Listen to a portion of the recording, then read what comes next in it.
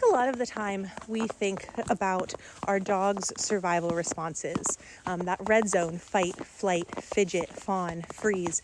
We tend to think of that as the dog's nervous system perceiving threat to their physical safety. And that certainly is one of the ways that nervous systems can perceive threat.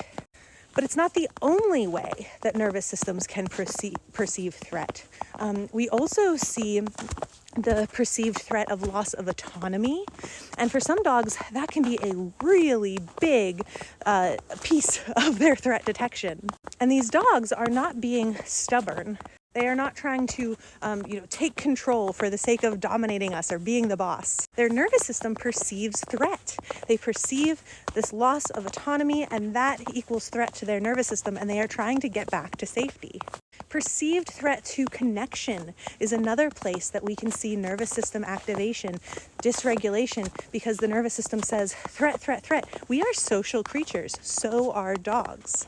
And dogs are hugely dependent on us for their safety and their survival. We provide the food and the shelter. It makes a lot of sense. And this threat perception can show up as separation-related distress. It can show up as resource guarding of the humans. Sometimes dogs perceive threat when their humans' attention is somewhere other than on them. Really helpful to be dynamic in how we think about perceived and what our dogs might find threatening, while recognizing that this is still a nervous system response. This isn't a thoughtful decision. It's not an attempt to get one over on us. It is an attempt to feel safe.